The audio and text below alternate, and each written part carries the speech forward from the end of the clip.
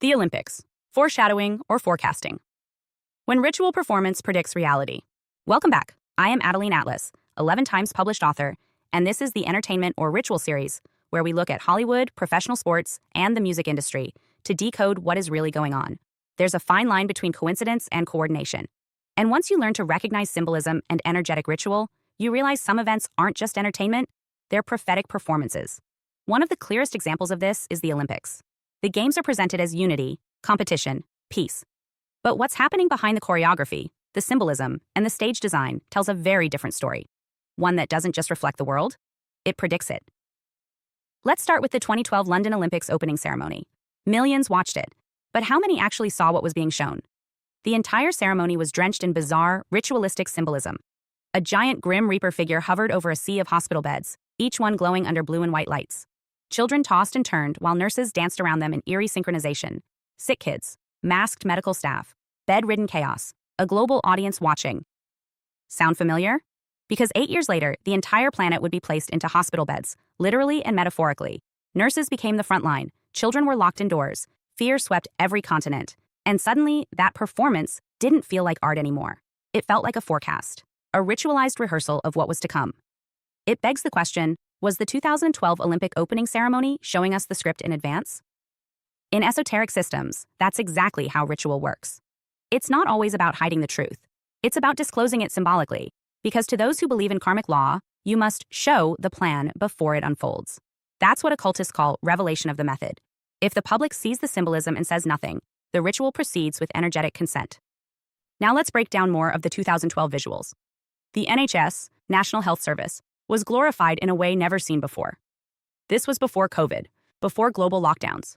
But suddenly, nurses became the stars, doctors, the dancers. The medical system portrayed as the protectors of the innocent, setting the emotional tone for how we would soon view medicine, not as industry, but as savior. The giant baby placed at the center of the chaos, oversized, glowing, mechanical, lay beneath a watchful eye. Was this innocence, or was it a symbol of genetic experimentation, surveillance, and artificial life? And then, a massive dark figure rising above the crowd, resembling death itself. Hooded, horned, looming over the entire stage. Children screamed. Lights flickered. This wasn't subtle. This was symbolic possession on a global stage. And it was broadcast to billions. Ask yourself, why would a global celebration of athletic excellence include sick children, hospital beds, shadow figures, and death symbolism? Because it wasn't just about sport. It was a mass ritual of programming, dressed up as art. And the deeper you go, the more you find examples of this ritual foreshadowing. Let's go back further.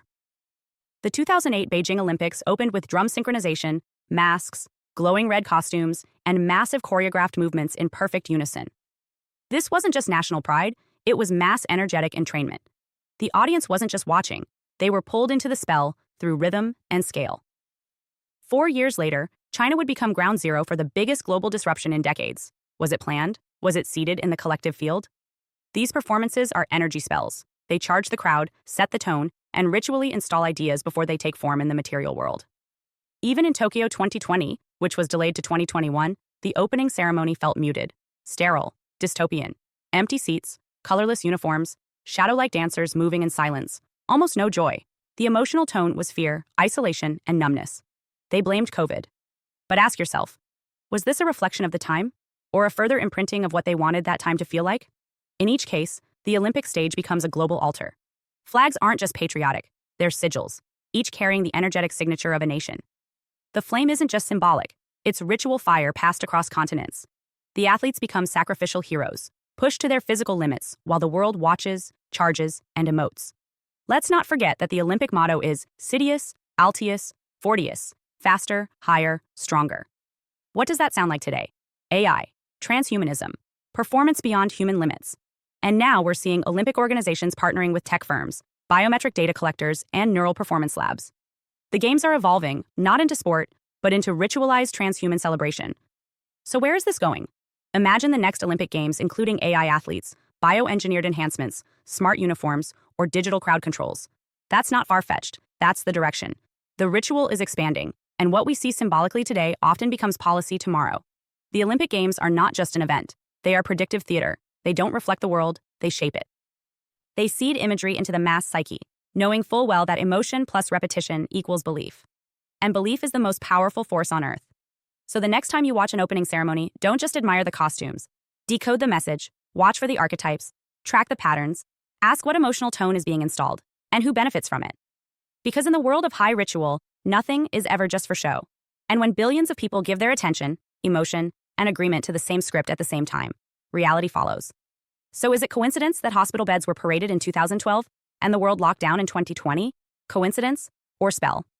Hi, I'm Adeline Atlas, 11x published author, and what you just watched was only a taste of what's inside the Truth series, where we go all the way down the rabbit hole. If you're the kind of person who's always asking bigger questions, who knows there's more to this world than what we've been told, then this is your invitation to the series that was built for you. Inside the Truth series, you'll get full access to 6 mind-blowing sub-series designed to wake up your highest intelligence and decode the matrix we live in. 1. Locate the truth. Learn how to actually research, not just what to search, but how to verify, cross-reference, read declassified files, and protect your own mind from weaponized misinformation. This is truth-seeking decoded. 2. The Mandela effect. Are we shifting timelines? Why do so many people remember a different past? We break down the most bizarre, undeniable examples of reality glitches and what they tell us about consciousness and control. 3. Law is magic. Law is not what you think it is. From word spells to maritime law and hidden contracts, we uncover how legal systems use language like a wand and how to stop being tricked by fine print that binds you without consent. 4. Entertainment or ritual. The Hollywood and music industries are not just for entertainment.